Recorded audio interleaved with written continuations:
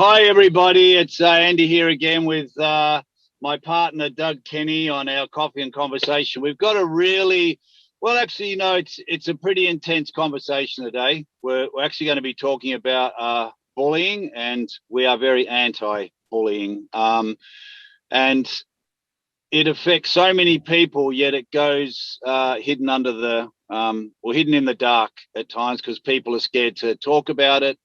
You know, sometimes kids don't want to let people know or their parents know because, you know, they feel ashamed, or they're afraid that when the bullies find out what's going on, they're going to get into more strife with them. So Jerry Trimble is our guest host today with us. Jerry, I'll let you share in a minute about, what you're up to, and you're an actor and you're anti-bullying activist. You do a lot of stuff. Ex-world champion kickboxer, twice world champion. Yes, there'll be no bullies in your ring, mate. And we have Bradley Sewart with his mother Amira from Melbourne, Australia. We have Adam, who's from country Victoria in Australia. And we also have, obviously, Doug Kenney. And hang on, who else have we got on here? We have Jerry. Oh, I think I've got everyone. Did I get everyone? Yes. I did. Wow, I'm not that old. I didn't have, a little touch of memory loss. All righty. So, first of all, Jerry, can you just share a little bit about, who you are and how you became, being a big activist for, anti-bullying? Originally from Newport, Kentucky. I was bullied as a kid relentlessly from age probably 11, 12, and 13. I had a condition of severe acne and cold sores that was so bad that it caused me to be bullied constantly.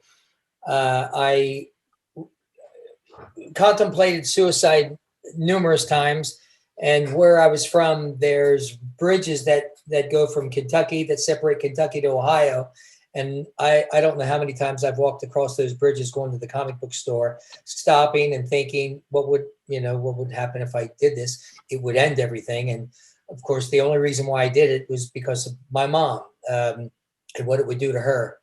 And so there was one time, I joined the sports and I was bullied in every sport I tried. So I quit every sport. And then that last time when I got beat up pretty bad by the bullies, I ran away from home, got a bag, and decided to run away. And I've never run away before. So I'm walking through the streets and I discovered Bruce Lee, the movie theater, Bruce Lee, Chinese Connection. I snuck in, saw Chinese Connection, went home, asked my dad. It inspired me, so I went and got magazines, and I joined the karate school. I faced my bully and beat the, excuse me, can I say that? And let's just say I was never bullied again. And then bullying was near and dear to my heart. And as I was coming up into the ranks in the martial arts world, I moved to Atlanta, Georgia, got into fighting, and then won Kentucky State, Georgia State, Southeast, U.S. title, and then 2 world championships. And then got into all kinds of bad shit with drugs and stuff, and realized what my purpose was to inspire young people, and especially inspire kids that are being bullied, and inspire bullies not to bully anymore. I do a lot of work with at-risk kids and kids that are being bullied. So that's really awesome, Jerry. And you just brought up one thing I was going to say, but you beat me to it. Mm-hmm. Is it's not just about the victims of being bullied; it's the bullies too. You can't leave them out of this. We've got to get to them as well, because we don't know why they're doing it. Yeah. I got an idea. They need assistance. We'll talk about those ideas I got, why they do it. Yeah, awesome. There's quite a few reasons. Yeah, but yeah, you're right. Yeah. Absolutely. So thanks, mate. And Adam, since I've never met you before, Adam, we saw you post something on our Spark group, and what a share you posted. I don't know if we had a chance to send it to you, Jerry, but we will send it to you and have a read of what Adam can share a bit about it anyway now. So I'll hand it to you, Adam, and you can share a little bit about that amazing journey I read that you posted on our Spark group. Yeah, no worries. Hi, everybody. So basically, in 2019, I came up with an idea. Basically, it was an idea that my wife had posed to me, and at this stage, I was 40 kilos heavier. Sitting on the couch, drinking beer and eating chips were my favourite hobbies. I came up with, or together we came up with this idea that we would push a wheelchair, a day wheelchair, the entire length of the GV rail trail, which it runs. I'm not sure if anybody's familiar with Victoria, but it runs through the high country of Victoria. It runs 125 kilometres from Tallarook, which is just out of Melbourne, up into Mansfield, which is the foothills of the snowfields of Victoria. We did it over 3 days, roughly 40 to 45 kilometres a day we were pushing in the wheelchair. My wife was on a bike and I pushed the wheelchair. Wow. Yeah, we managed to raise. This was all to do with saying thanks to a couple of the organisations. I play wheelchair footy as well, AFL. And just sorry to jump in, but for people overseas, AFL is our top sport in Australia. I mean, being football. Yeah. So, and are you? I don't know. Are you a wheelchair user, Adam? No, I walk with an altered gait. My mobility's reduced a little bit in the last couple of years because I got a broken leg playing footy, and so I've lost all the lower half of my body. I've lost a lot of muscle tone from the broken leg. So yeah, but basically, I wanted to thank the organisations. I don't believe that organisations dealing with disability services, I don't think they get enough thanks. And I think that is part of the reason why a lot of organisations are sceptical to get on board with disability services, because there's nothing much in it for them. And I mean, you shouldn't do things purely for what's in it for yourself. But the old saying is nothing for nothing, I suppose. So I wanted to thank them personally, and we managed to raise, over the 3 days, we raised $8,500. That's good, man. Yeah. Yeah, that's really good. And have you had much trouble with yourself with being bullied, Adam? I definitely have, yeah. Being born with spina bifida, as I mentioned previously, I've got the altered gait. I walk, one of my nicknames, which is probably discrimination in itself, but my nickname to all my close friends is Pidge, because I walk a bit like a pigeon. My toes turn in. Oh, right, yeah. Yeah. And I basically walk from the hips. So yeah, anytime people, new people see me, they straight away turn to my legs, looking at my legs. And kids, as kids are very outspoken, they're pointing and talking to their mums and whatnot. So yeah, I've had it my entire life, basically. Look, thanks, mate. Great story. Like, really, like what a you're not giving up, that's for sure. That's awesome. That's really cool, mate. Right. Yeah. All right. Well, thanks, mate. Let's go to our next dear friend, Bradley, with his mum.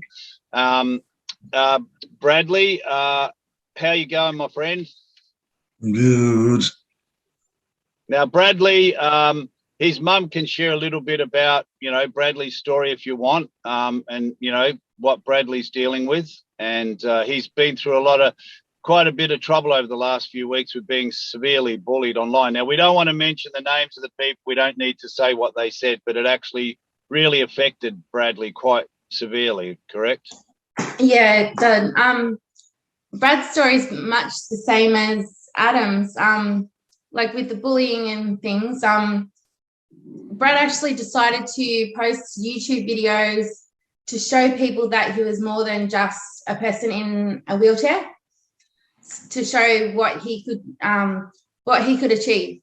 because often people look at someone and they see them for their wheelchair or, you know, their altered like walking pattern or whatever.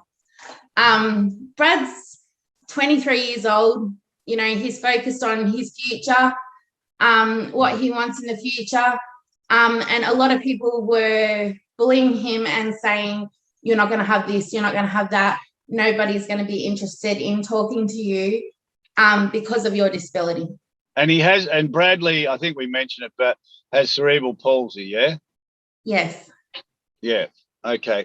And also Bradley, you know, and it's difficult for him with speech at times, right? So I'm sure people pick on him for that as well, yeah?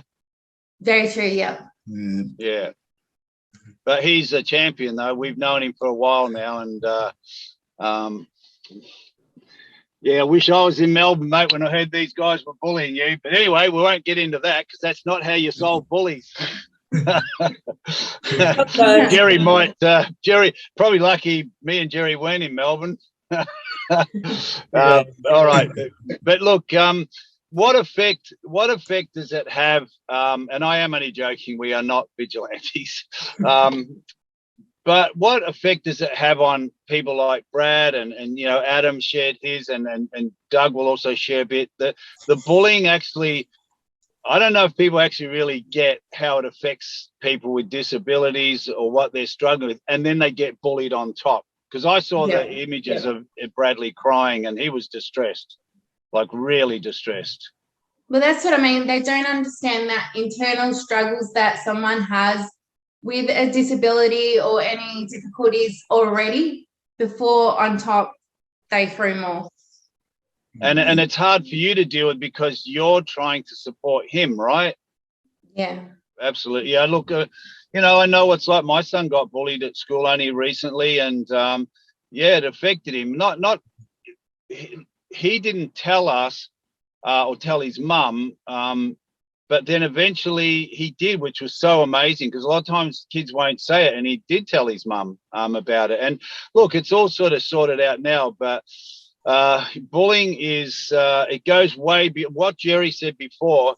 It goes to the point where people will take their own lives, and we're talking young kids, right? Yeah. Let alone adults being bullied. Like anyone who gets to that point where they got to take their own life because of bullying, wow, that's why we are playing our little part here to really bring this attention that, you know, the victims of bullying need to be really supported, and the people who are bullying, they need help as well. Because I don't think sometimes they realize what they're actually doing or causing. And it's a whole new ball game when it comes to social media too, because they get behind the computer then it doesn't matter who they message. Like I had people message me bullying Brad by messaging me. Wow. That is actually just disgraceful. And I don't want you to share it here, but I know what they said, and seriously, it would have taken a little bit not to go knock on that door and say, do you know what your son's actually doing? You need to have a look at this text message, what he sent to this boy's mother, because that's me, and I'm going to say it straight out. If that was my boy, I think I would have been knocking on the door and going, hey, you need to talk to your son because this is what he's doing and this is what he's causing. I think it's disgraceful. Yeah. So, Brad, I just want to say for the record that you are incredibly inspirational. As far as I'm concerned, the bullies got off easy for what they texted you, you know. What they texted you was, in my opinion, as blatant cyberbullying as I have ever seen anywhere. You know, I'm no stranger to social media issues, as I've said before, but what they texted you, in my opinion, crossed the line. And not only that, but I checked out their social media profiles within a few days of the bullying, and I discovered that their profiles were suspended by both Instagram and Facebook. I wouldn't be surprised if it was because of cyberbullying like they did to you.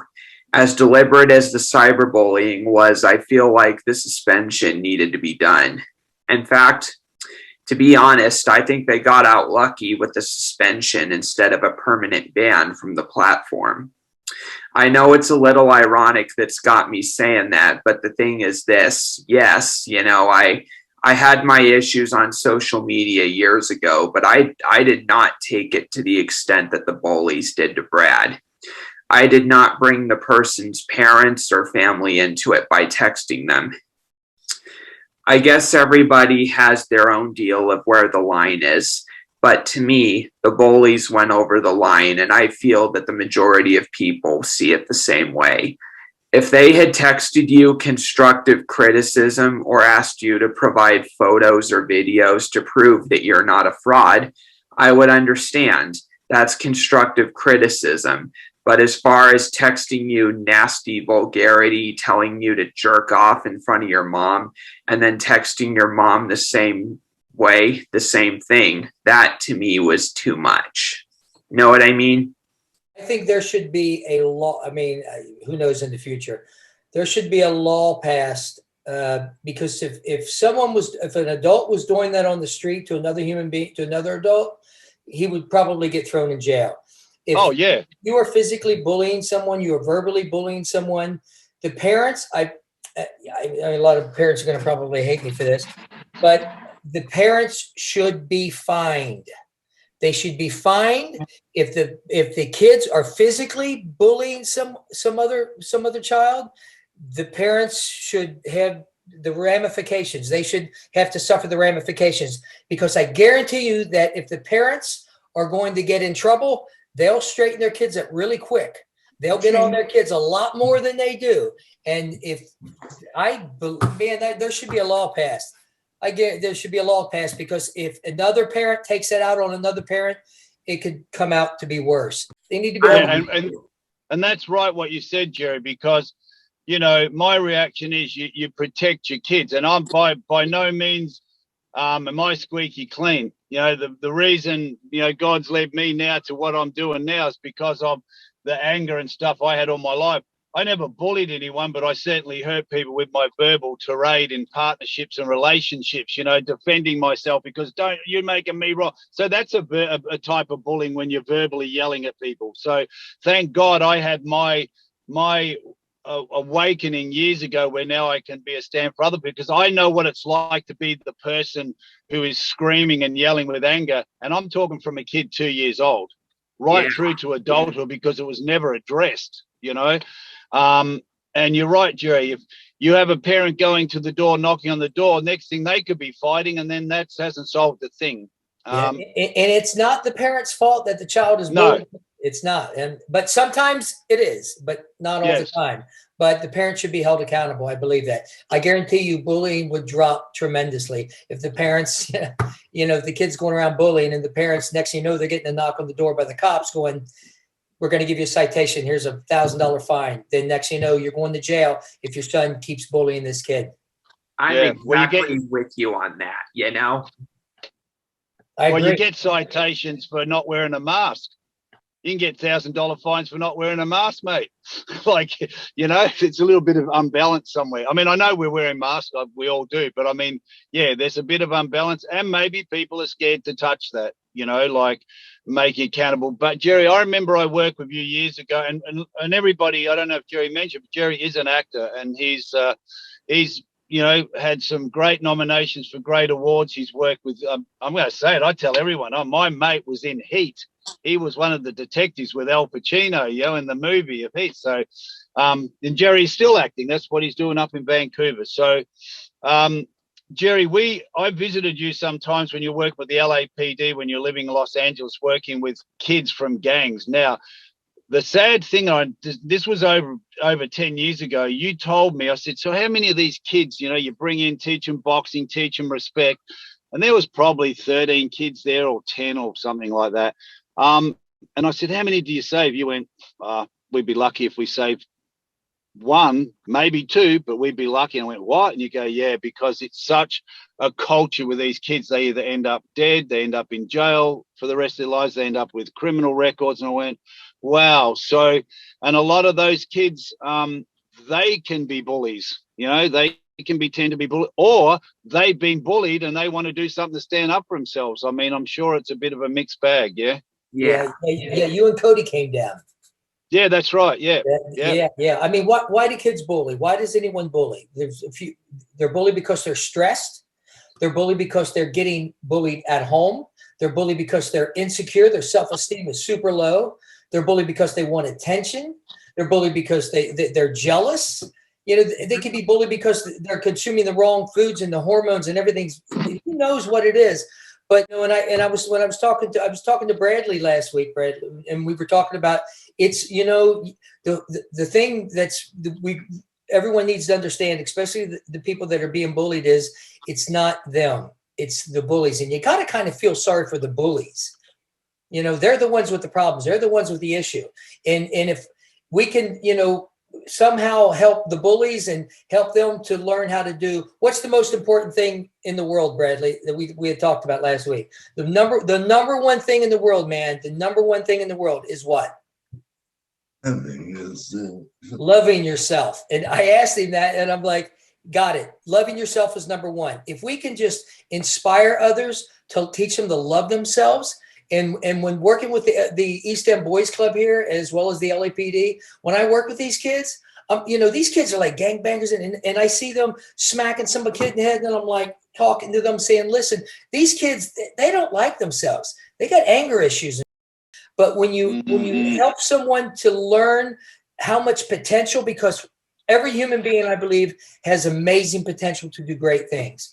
And I believe it's everyone's responsibility to help one another. Oh my God, if everyone was to try to help each other, and then help each other to realize you have amazing potential, and let's help you find that potential. Loving yourself is number one. And when you start loving yourself and you start really being kind to yourself, man, doors open. You know? Yeah, so true, Jerry. You know, and it's like what you just said about the anger. Like, you know, as a young kid, and look, I did blame my dad for it, but I can tell you right now, it's nothing to do with my dad. I saw them argue, my mum and dad argue, but what parents don't have a disagreement?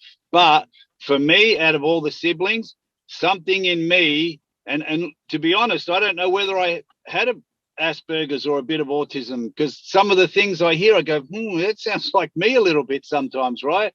But I made that mean something. And as that grew, the more my dad would have a go at me or yell at me because I did something wrong, but I'd make him wrong for it. And I tell you something now, when I coach and mentor people and talk at live events, I share this whole thing. It wouldn't matter who you were. You make me wrong, and I'm going to give you a tirade of volcanic lava coming out my mouth because I didn't want to be wrong. I'd get pulled over by a cop from the age of 18. He would just pull me over for a tail light out. As soon as he come to the window going, what do you want? Well, you got nothing better to do. That's the first thing that come out my mouth. And I'm not going to get into trouble. Oh, yes, I'm going to get. And then it just got worse. So when you don't deal with anger, it will leave you alone. It will put you alone, and you'll be separated from society because no one wants to be around an angry person. Hence my broken relationships, which now I say, everybody that, you know, I had the unfortunate, you know, to hurt them with, you know, verbally and spiritually, thank God those relationships, you know, have been healed now, and I'm able to, you know, create the better relationship with my kids and people I've traveled with during my life. Because if you don't, man, you're going to be alone on this island with this whole planet if you don't deal with that anger. And just quickly, before we go back to Jerry, Doug, what was your issues at school? What was it like being bullied for you? Yeah, all I got to say is, you know, growing up, there was a point where I was bullied. For a number of years in elementary school, I had a personal bully named Woo Woo Woo. Yeah, he was a guy that liked to steal my toys from me, which was kind of bullying back then. He liked to steal my toys in school and act like they were his own. And so being that I was a kid, that always got me upset. But at the same time, as I got older, you know, I started going through some hormonal changes and struggling with some personal demons. There were a couple of occasions where I was bullied in high school, but to be honest, this is coming from a guy who, for a brief period of time, was kind of bullying people himself. And I'll be the first to admit that.